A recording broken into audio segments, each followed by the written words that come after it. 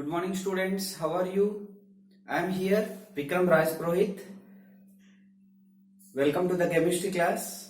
Today for class 12th, we will study continuing the chapter solutions. And in this chapter, you all know we had studied different concentration terms and then we had studied the solubility concept. And today we will study a new concept that is known as vapor pressure of different solutions. Okay, let us start the vapor pressure of solutions. Please write the heading vapor pressure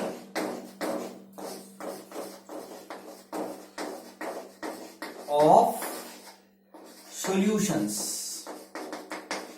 Okay, in this first of all we will study vapor pressure. First we will study vapor pressure of liquid solution. Vapor pressure of liquid solutions. Okay, and in this you all know that liquid solution, and then we will study solid liquid solutions. Okay, let us start.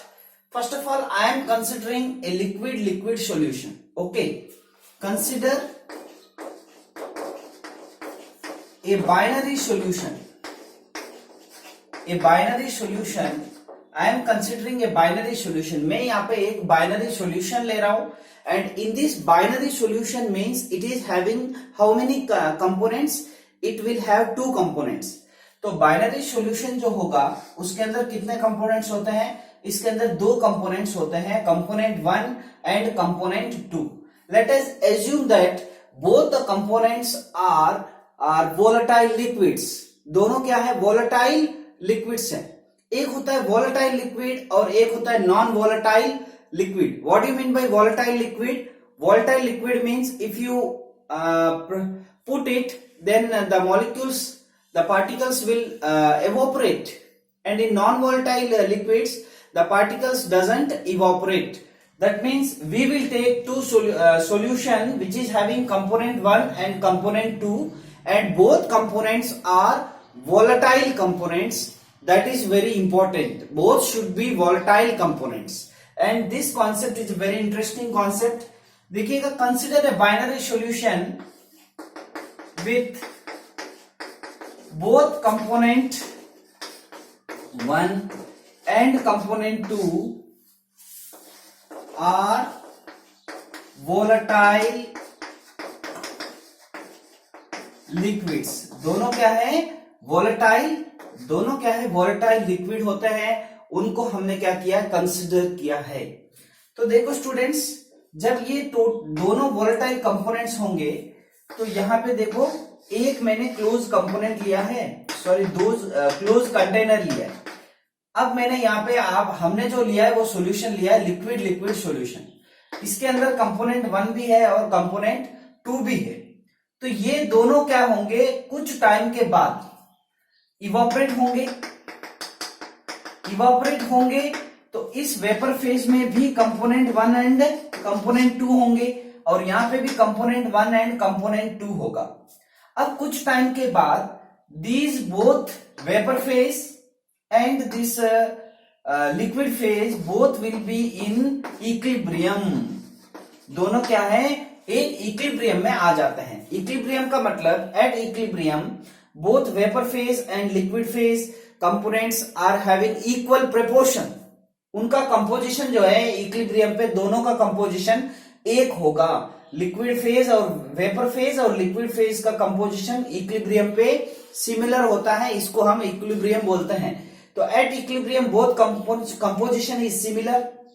Okay, after some time when you put this liquid solution in which both components are volatile, after some time they will evaporate, and vapor phase and liquid phase both get a equilibrium position. Okay, and at equilibrium position both composition will be similar. Okay, तो अब देखिएगा, according to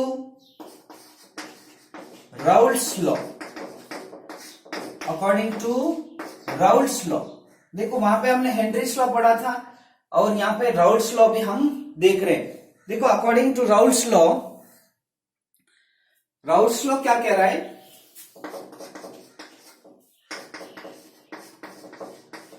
the vapour pressure of solution, the vapour pressure of solution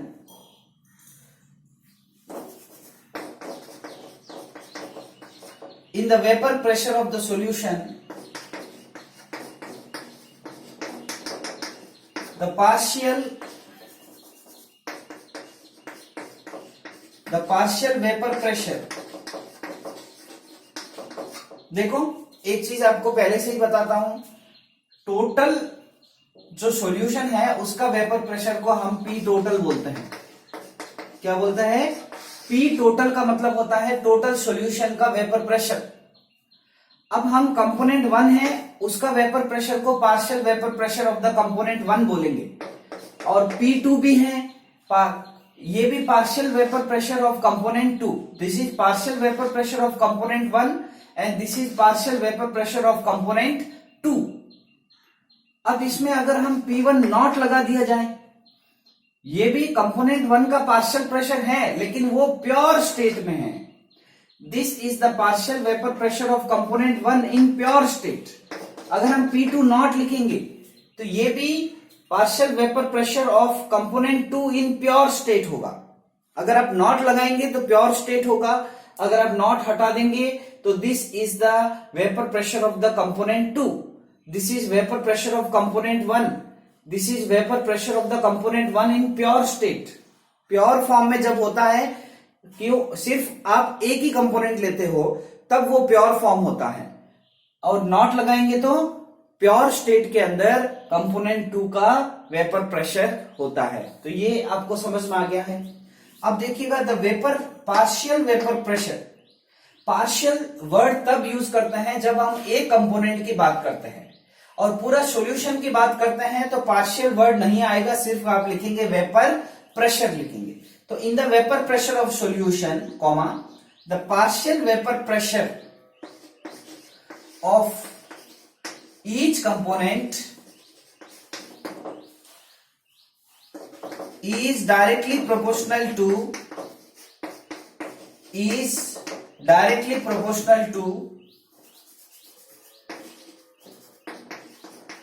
its mole fractions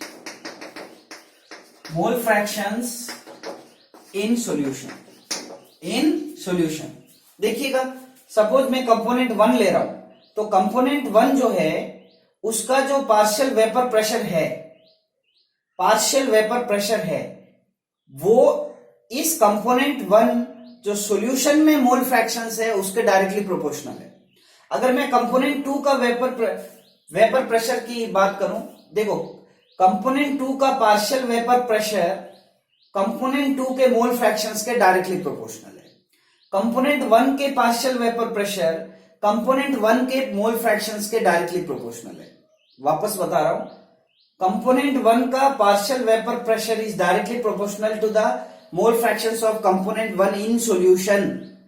component 2 का partial vapour pressure mole fractions of component 2 in solution के directly proportional है। तो जितने ज्यादा components होंगे उसका vapour pressure, partial vapour pressure भी उतना ही ज्यादा होगा। ये कहता है राउल्ट्स लॉ। तो देखिएगा यहां पे वापस मैं यहां पे ये डेफिनेशन आपको लिखना है, ये मिटा देता हूं।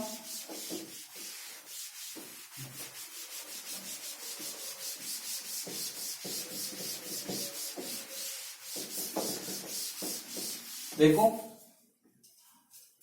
तो for component 1 partial vapour pressure of component 1 क्या होता है, ये partial vapour pressure of component 1 is directly proportional to the mole fractions of that component in the solution। ठीक है, तो P1 इक्वल्स टू यहां पे कांस्टेंट हम ले रहे हैं P1 not into x1। Proportional हटा दिया तो प्रोपोर्शनलिटी कांस्टेंट क्या है, P1 नॉट। तो यहां पे P1 क्या है, partial vapour pressure of component 1 P1 nought, partial vapour pressure of component 1 in pure state, in pure state. ये क्या होता है? Mole fractions of component 1 in solution. ठीक है, मोल फ्रैक्शन सॉल्यूशन में बात कर रहे हैं हम। देखो next, for component 2 P2 directly proportional to X2 mole fractions of second, P2 equals to P2 naught mole fractions of second।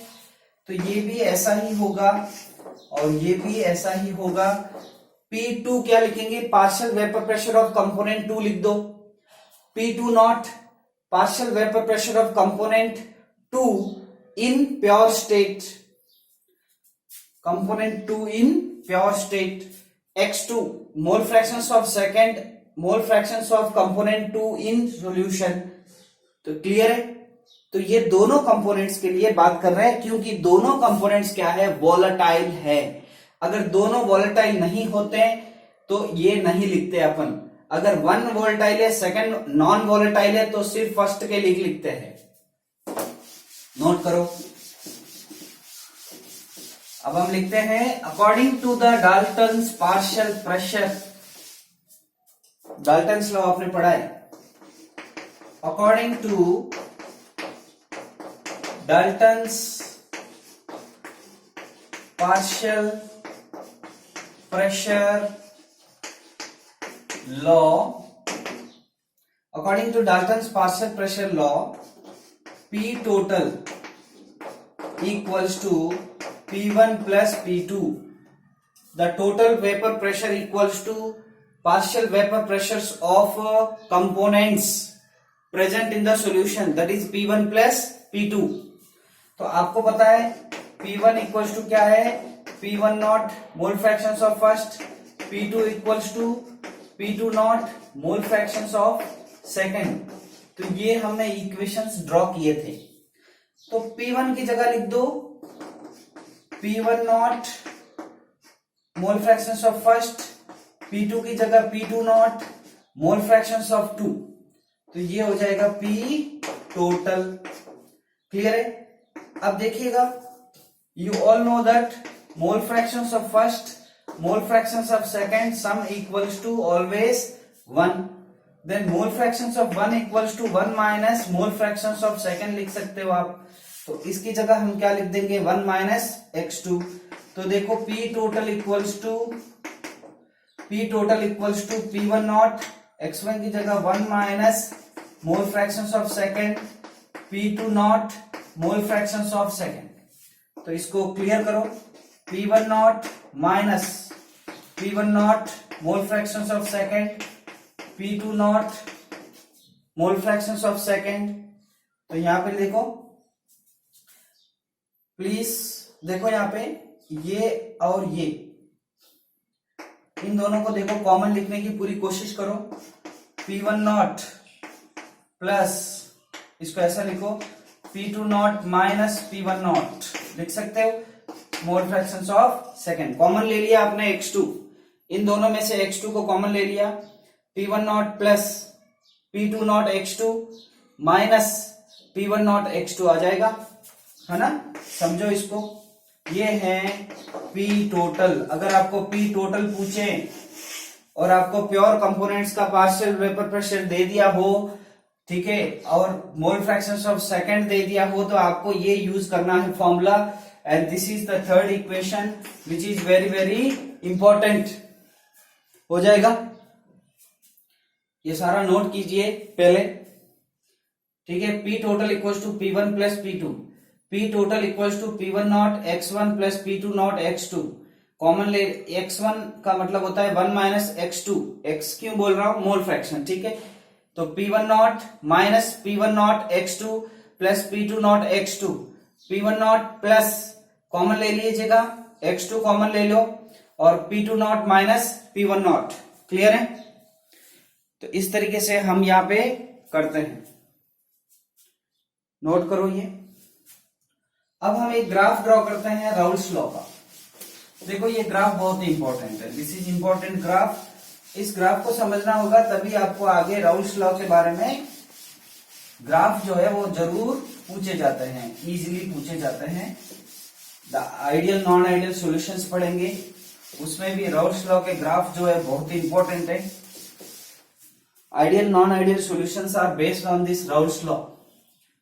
देखो यहां पे graph, this is a graph, okay. In this, at this is the vapour pressure of component, okay, this is vapor pressure of component in solution. These are the mole fractions. ये क्या है? ये mole fraction है, ठीक है। अब हम suppose देखिएगा यहां पे मोल फ्रैक्शंस ऑफ 1 ले रहे हैं। देखो mole fractions of first plus mole fractions of second always equals to 1, दोनों कंबाइन करके 1 होता है। अगर ये 1 है तो ये 0 हो जाएगा, तभी तो ये 1 के बराबर होगा, यस या नो। तो यहाँ पे मोल फ्रैक्शंस ऑफ सेकंड क्या हो जाएगा? 0 हो जाएगा। अब मोल फ्रैक्शंस ऑफ यहाँ पे सेकंड, ये 1 से लेकर 0, तो यहाँ पे सेकंड का 1 है तो मोल फ्रैक्शंस ऑफ 1 क्या हो जाएगा? 0 हो जाएगा। It is clear? It is clear? देखो मोल फ्रैक्शंस ऑफ 1 है तो यहां पे मोल फ्रैक्शंस ऑफ सेकंड 1 होगा। 1 प्लस 0 0 1 हो जाएगा, 1 प्लस 0 1 हो जाएगा। मोल फ्रैक्शंस ऑफ 1 है तो मोल फ्रैक्शंस ऑफ सेकंड 0 है। मोल फ्रैक्शंस ऑफ सेकंड 1 है तो मोल फ्रैक्शंस ऑफ फर्स्ट क्या हो जाएगा? 0 हो जाएगा, क्योंकि x1 mole fractions of first plus mole fractions of second sum is always equals to 1, okay. अब देखिएगा यहां पे this is here there is no second component, hence here I will consider the pure vapour pressure of the pure component 1, and if I consider here P2 not, because here there is no first component, because it is 0. यहां पे मोल fractions of first component है ही नहीं है, यहाँ पे मोल fractions of second component 0 है ही नहीं है। तो ये जो वेपर प्रेशर आएगा ये सिर्फ फर्स्ट का ही आएगा, प्योर का आएगा। यहाँ पे जो वेपर प्रेशर आएगा वो सिर्फ सेकंड कंपोनेंट की वजह से ही होगा, इसलिए मैं यहाँ पे P2 नॉट लिख रहा हूं। यहाँ पे देखो सिर्फ फर्स्ट कंपोनेंट है तो यहाँ पे सिर्फ क्या लिखेंगे आप? P1 नॉट लिखेंगे, क्योंकि इन दोनों का सम क्या हो जाएगा? 1।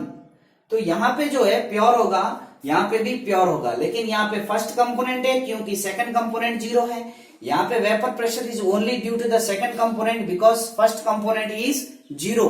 एक एक बात पे आपको ध्यान देना है, सिंगल वर्ड पे ध्यान देना है आपको, ठीक है। I consider the vapour pressure of the second component is greater than first component. Second component का प्योर स्टेट का vapour pressure I am considering, let us we consider it is greater than the pure component of the first. इसलिए ये ऊपर लिखा है, इसको थोड़ा नीचे रखा है, इन दोनों को जोड़ दीजिए प्लीज।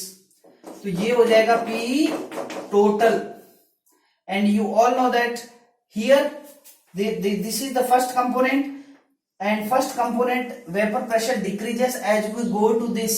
यहाँ पे फर्स्ट कंपोनेंट 0 हो गया तो वेपर प्रेशर भी यहाँ पे 0 हो गया।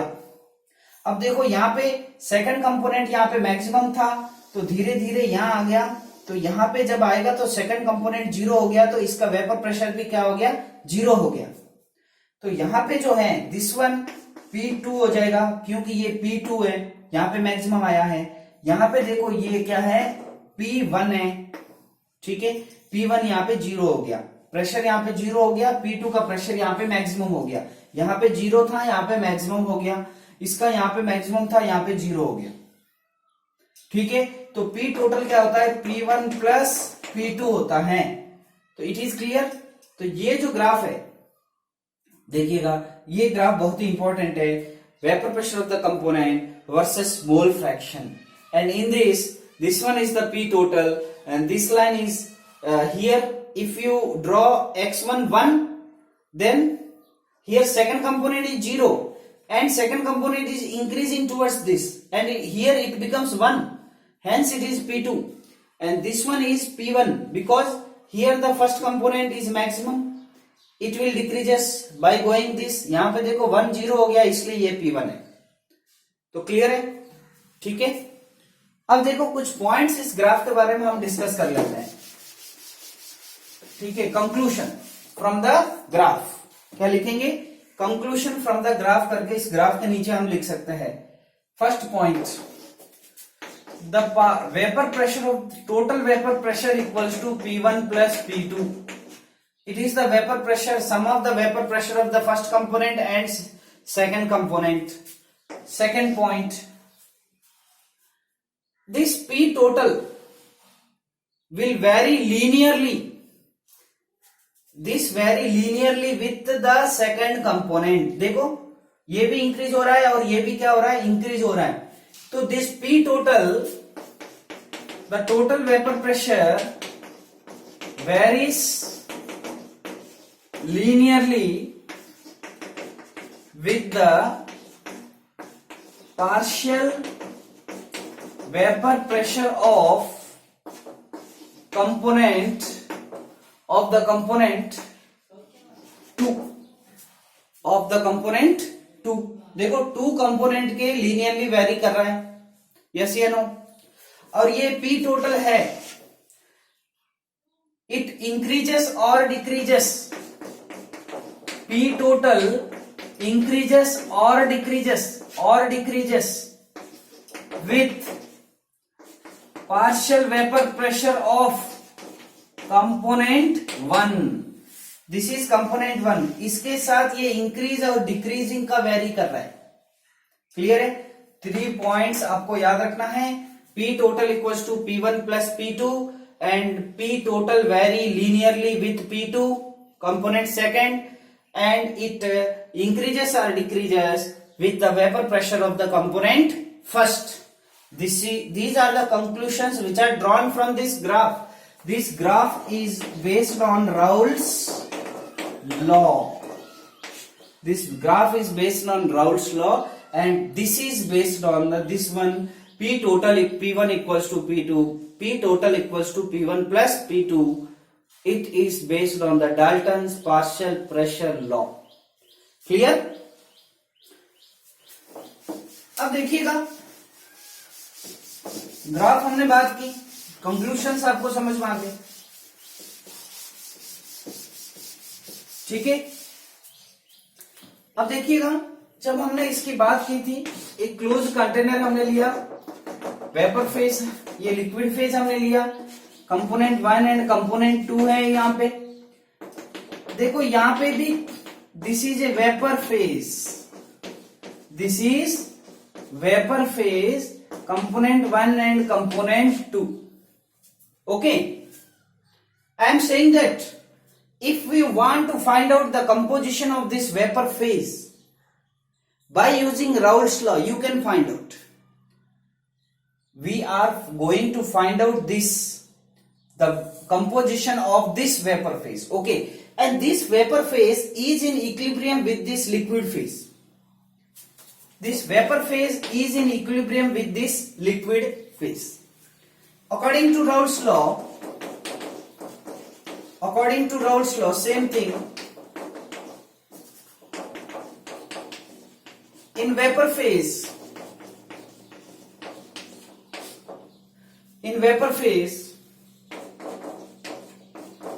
the partial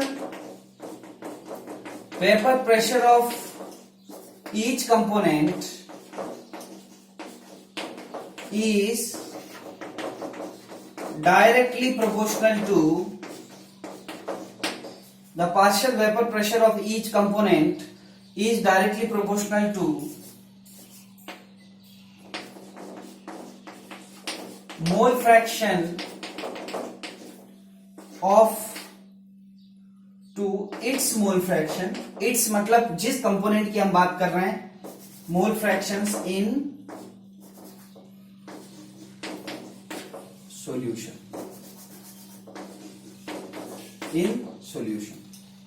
देखो अब वेपर फेज के अंदर mole fraction y1 and y2, the mole fractions of, यहां पे वेपर फेज सॉल्यूशन नहीं, वेपर फेज। देखो y1 means mole fractions of component 1 in vapour phase, y2 means mole fractions of component 2 in vapour phase. तो देखिएगा, the partial vapour pressure of the first component equals to y1 p1 not, the partial pressure of second component y2 p2 not. तो ये एक equation है, ये एक equation है, ये फोर्थ है और ये फिफ्थ है। तो क्लियर है? This is the pure component, this is pure second component, the vapour pressure mole fractions, the vapour pressure mole fractions, P1 is the partial vapor pressure, P2 is the partial vapor pressure, component 1, component 2, clear है? तो this is the Raoult's law application for the vapor phase which is in equilibrium with the liquid phase. It is clear? This is for vapor phase. Okay students?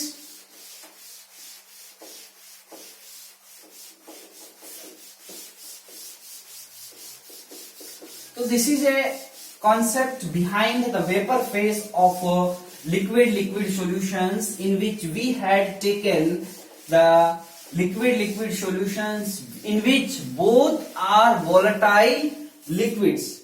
The liquids both are volatile liquids. Now I am saying that as we studied Raoult's law, next topic, Raoult's law is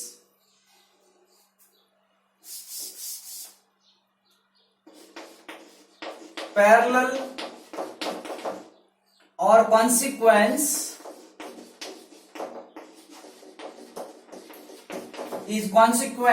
to Henry's law. Raoult's law is a consequence to Henry's law. What do you mean by this?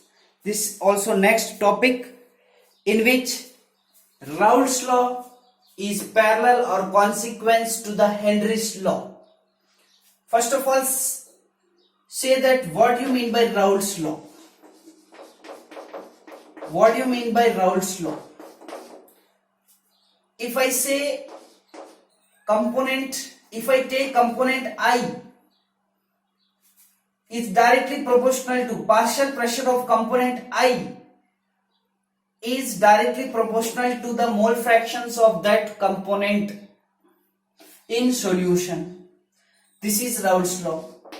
Pi that is equals to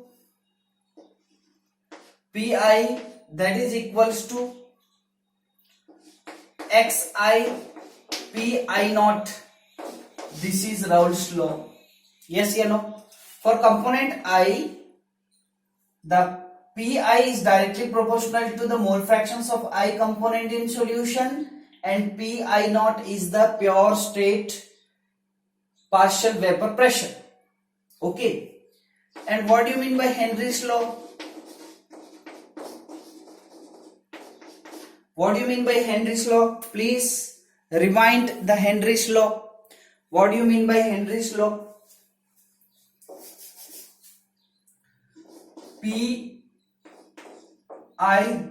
If I say P, that is equals to KHX. Here P is directly proportional to partial vapor pressure is directly proportional to your partial pressure is directly proportional to the mole fractions of that component. P equals to KH, that is Henry's law constant. This is a constant for Raoult's law. This is Raoult's constant, and this is Henry's constant. तो इन दोनों में difference क्या है? कुछ भी नहीं है sir. यहाँ पे भी P है, यहाँ पे भी P है, यहाँ पे भी मोल फ्रैक्शंस है, यहाँ पे भी मोल फ्रैक्शंस है, यहाँ पे कांस्टेंट Pi नॉट है, यहाँ पे कांस्टेंट KH है। तो फर्क कुछ भी नहीं है। दोनों कहने का दोनों एक ही डेफिनेशन दे रहे हैं, but the constant of routes law is P I not, that is the pure state vapor pressure, partial vapor pressure, and here the constant is Henry's constant, that is kh. Therefore both are similar, hence Henry's law, Raoult's law is a consequence to the Henry's law, because both concepts are similar. Hence therefore Raoult's law is consequence to Henry's law, where this pi naught and kh are different, are only different. ये दोनों ही constant अलग अलग हैं, बाकी सब concept क्या है, एकदम सिमिलर है, इसमें कोई प्रॉब्लम नहीं है। ओके स्टूडेंट्स, तो आज हमने दो टॉपिक पढ़े हैं। Last topic is Henry's law is parallel और consequence to the Henry's law, Raoult's law is consequence to Henry's law. And इससे पहले हमने वेरी इंपॉर्टेंट टॉपिक पढ़ा, vapour pressure of liquid solutions. What do you mean by vapour pressure students? एक चीज मुझे बता दीजिए, what you mean by vapour pressure? क्या होगा वेपर प्रेशर, है ना? देखो, close container, this is a volatile liquid. कैसा है ये? वॉलेटाइल लिक्विड है, तो थोड़ी देर के बाद वेपर्स बनेंगे। ये वेपर क्या करेगा? इस लिक्विड के ऊपर प्रेशर अप्लाई करेगा। वॉलेटाइल लिक्विड के पार्टिकल्स हवा में जाएंगे, मतलब वेपर फेज में जाएंगे। जाने के ये जो वेपर फेज है, ये जो गैसियस फेज है, ये उस लिक्विड के ऊपर प्रेशर अप्लाई करेंगे। ये जो लिक्विड है, ये जो वेपर है, वेपर फेज जो है वो क्या करेंगे, ये कंपोनेंट जो उड़ के आए हैं, जो वॉलेटाइल है, ये गैसियस पार्टिकल्स, ये वॉलेटाइल पार्टिकल्स क्या करेंगे, इस लिक्विड के ऊपर प्रेशर अप्लाई करेंगे। This pressure is known as vapour pressure. ठीक है, this pressure is known as vapour pressure. Clear? Okay students, thank you for watching, have a nice day. इस कॉन्सेप्ट को आप पढ़िएगा, नेक्स्ट क्लास में वापस मिलेंगे। Thank you, have a nice day.